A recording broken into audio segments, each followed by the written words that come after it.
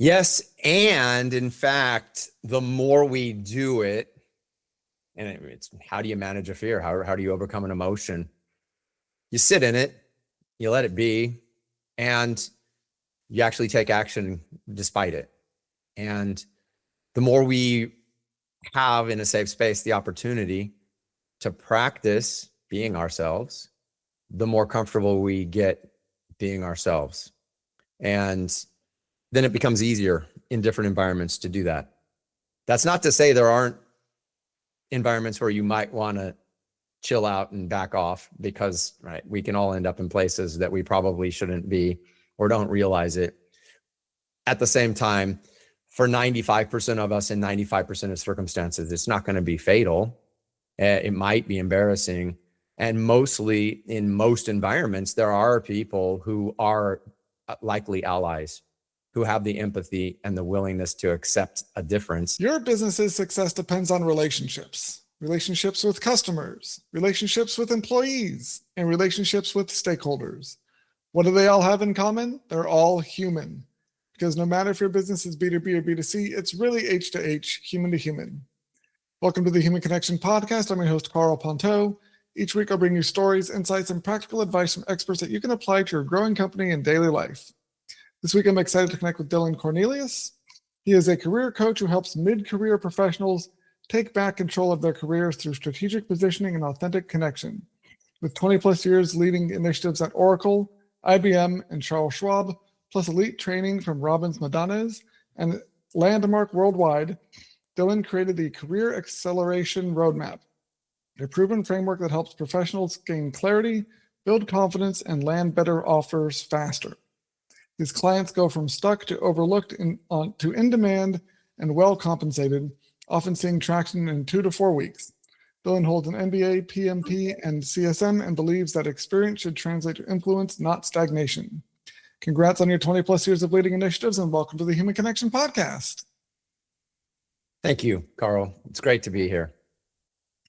I'm excited to talk with you about the positioning strategy for individuals and professionals, because it seems like over the last 12 months, stuff has changed a lot when it comes to the job market and professional landscape and the relationships between professionals and companies. And so what is it you see is working now, or what's the best way for people to position themselves? It's a really compelling question, especially with the advent of AI and the hypermarketization of everything, or hyper marketing of everything. We live in a world, especially here in North America, probably everywhere, where there's a product for everything, where there's a pitch to solve every problem, and where the best businesses have figured out how to sell products to people who think that those products are going to solve problems in their lives. Some of them also sell services, right? But it all comes down to, or the pill, right? Give me the pill. I don't want to have the diet and the exercise plan. I just want the pill. Easy solutions and convenience is what people want. And the problem is we want to outsource everything to AI or whatever. And as you put it, it's human. Everything we do in the substance of it is human. We need to authentically show up and stop depending on that thing or that tool or that resource or that other smart person or computer system. And we need to show up. And so what do you mean by show up? Because I think there's a lot of different definitions that people have in their minds. And I think that can really start things off on the right or the wrong foot if they don't have the understanding of what it means by when you say show up. Yeah. So there's a couple of things there. Often, especially early in life, although, some of us end up there longer until we realize what we need to do differently. We get a lot of coaching about make sure you're showered and dressed well and show up on time and say the things that those people want you to say. That'll get you the result that you want, whether it's a job or membership or the ability to participate. And ultimately, people don't hire us for the scripts we can use, usually. They hire us for who we are. Do they want to work with us? Is this the person we want in the office with us or to be online with every single day. To show up means to be authentic. What are you into? What do you like? What are you really about? Where do you want to be in 5 years, 30 years? When you're clear about those things and not ashamed of them and okay with it and can show up as authentically you, you can be different than other people, and that can be dangerous sometimes, or certainly feel vulnerable. But actually, the people you want to spend time with will find that interesting, refreshing, compelling. Tell me more about that. Really? You mean there are people who collect quilts? I never imagined. Whatever it is a person's interest is, many people are thrilled to know that's going on over there. And even if it's not their thing, never was, never would be, they never knew about it before, it becomes something that people can attach to. They can become our fan. In the same way, we have interests and we get connected and attached to people, some of whom are very much in the area that interests us the most, some of whom are just really unusual and different, and that makes them unique and worthy of knowing, that interesting, special person. When we can be that person in our lives, people connect to us far better than when we are playing a script that isn't really us.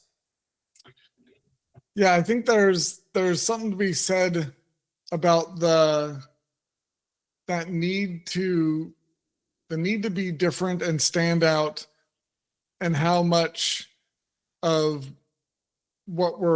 how people are raised, or kind of the society is beaten into us, is the trying to want to fit in. When you're growing up, like being seen as like the weird or different one has often been considered like a risky or dangerous thing. You get bullied, you get picked on when you're growing up. So you're kind of taught through experience to conform. To conform. But then when it comes time to actually try and get attention in a good way, where you don't really have the skill set, the muscle memory on how to actually be different, be distinct, stand out, make waves. And so it's especially these days with all the content that people turn out that all sounds about the same, and the kind of homogenization of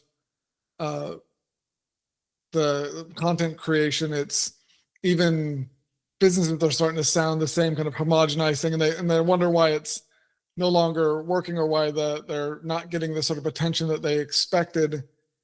And it speaks a lot to, I think, there's this dichotomy between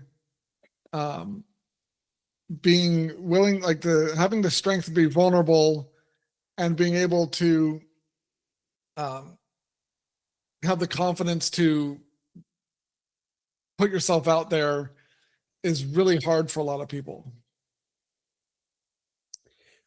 Yes, and in fact, the more we do it, and it's how do you manage a fear? How do you overcome an emotion?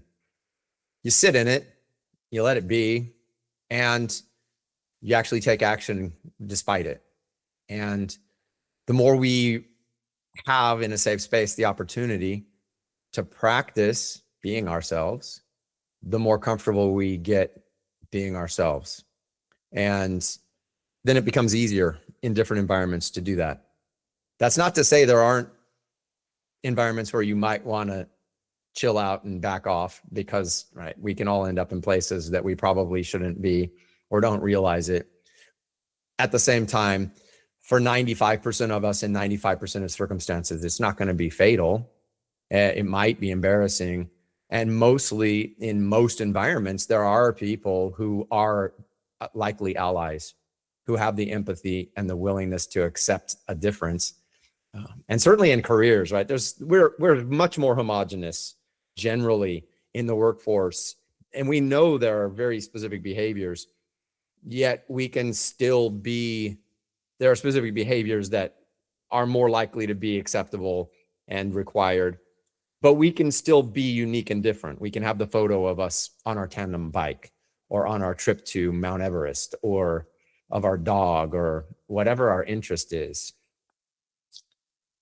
Yeah, I think there's this misconception that if you want to be different at all, you have to be way out of, like, on the extreme of a completely outlier, like dichotomy for everyone else and be contrarian and completely like outlandish. And that's not the case. You can be unique enough to be authentically you, but still and be findable, but not be so far out of the norm that it becomes polarizing or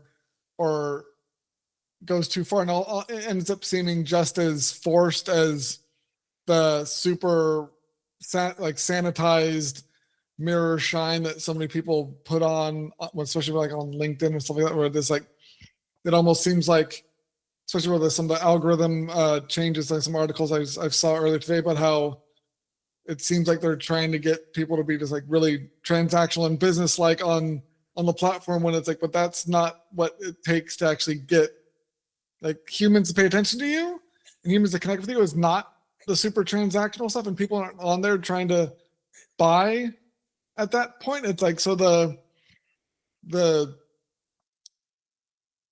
finding that right balance point for you where it's professional and it's but also still uniquely you is a lot of people, including myself, have struggled with. And I think I've actually gotten better at what I'm creating now is more my style, but it's still like professional, but it's not like super bland, generic, no sense of humor, no style to it. And so it's something that I think, again, is finding that balance point for each person is going to be different, and is part of the challenge, but also part of the fun, because when you actually do discover something, people go, yeah, I like that style, sounds like you, and like it's distinctive, then it really makes the process of showing up and being as part of a team, or just being like your work life, a lot more fulfilling, because it's more in alignment with who you are. You're not feeling like you're putting on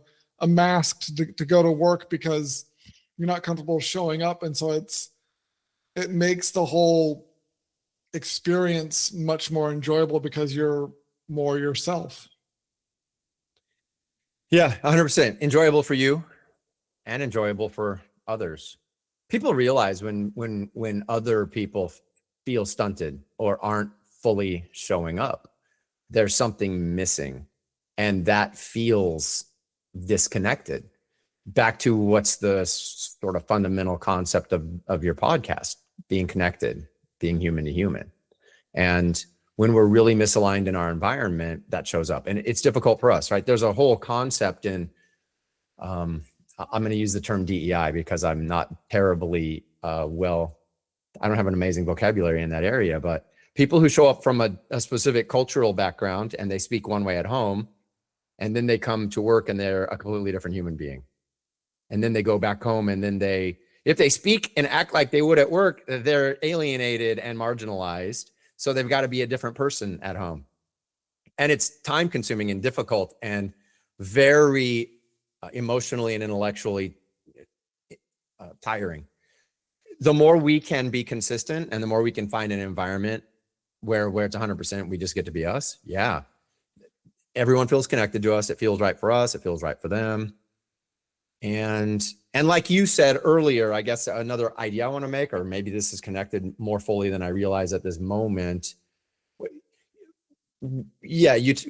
At the beginning, you mentioned like having an extreme at the beginning of this segment, having sort of an extreme perspective on what difference is.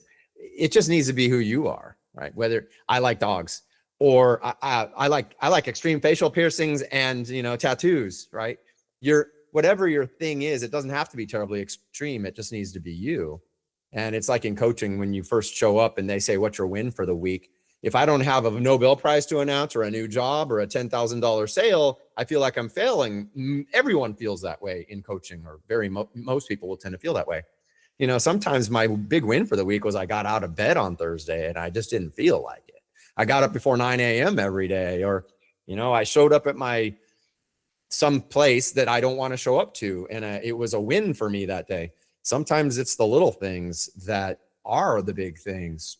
The important thing is that we're authentically doing whatever is going to make our lives better. And that will raise all boats. Yeah. And I think it's something that this is, I mean, your experiences in kind of helping people find work and from the employee trying to get noticed perspective. I think it's very interesting how much the work you're doing and what you've been sharing is the same sort of self connection that a lot of leaders, especially in the startup space, could also benefit from, because they're trying to set like the vision and the mission and the purpose behind their company and be able to communicate that to their team to get everyone on the same page and to distinguish their startup from the myriad of other ones that are competing in the marketplace. The same questions I'm guessing you have people ask themselves, like some sort of introspection that they go through, is the same sort of stuff that leaders need to go through in order to set the tone and the vision and the culture for their startups. And so it's funny that there's this lack of connection to the self that is existing within employees and the leadership of companies, that if both parties take care of that for themselves, and it's going to make connecting the two way easier, because they'll be able to tell, okay, this is a sort of place that is a great fit for me, that I'll feel like I belong and I can show up as myself and belong. And then on the employer side, they're going to look at a candidate and go, oh my gosh, this person is going to be a great fit for what we have and where we're trying to go with the company, because they're close enough in their quirks and their personality that it's going to be a great fit. Plus they have the skills, we can teach them the skills. But when it's everyone's super homogenized and professional and polished, you don't know that about people. And so the criteria for building those connections is a lot more hit and miss, or a lot weaker than it could be. And I think that connection would solve a lot of the hiring issues a lot of the companies are dealing with, or like the churn, employee churn, all these kind of issues that hamstring company growth and cost them a lot of money, and also just like lead to low productivity levels and stuff. It just comes down to people just get first connect with each other themselves, and then they'll know who they can connect with better professionally, and that would just make the work life that people have, but also the life better, because then they, like I said, they have that, they can be themselves at home and themselves at work, and it's not this mental strain of trying to switch to a different character when you get out of the car after your commute to the office. You sort of hit on two ideas, or my brain goes to two different places there that are both critically necessary. Yeah, and some people break down entrepreneurs, like if you're going to create a business, what's the foundation on which you're going to build that business? There's two or three different, maybe four sort of personas that are spoken about there. The two fundamentals that come to mind here are, you need to be clear about what you're passionate about, whatever that is. If that's relationships and connection, fantastic. And if that's dogs and cats, wonderful. And if that's getting really freaking rich as fast as I can and having a lot of money, wonderful. I don't think that's actually a passion, probably, so much as and this is an opinion. There are for sure people out there who will say, I wake up every morning and the only thing I care about is money, right? Fine. I think generally, though, that comes out of scarcity, and it comes out of need, and it comes out of a real desire never to be poor or dependent on other people or institutions again. So passion, whatever that is, when we distill it down, it does often come down to the sort of the basic fundamentals of human survival, right? People love food. People love relationships. People need to be connected. People need to have a sense of mission. Even if they're interested in helping disabled vets, right? There's still a desire to serve, to contribute, to help people and be connected to people who need help, or who one can help. So there's there's passion. Then there's mission, which comes down to what exactly am I going to do? What are the tasks, right? Many businesses hire for mission.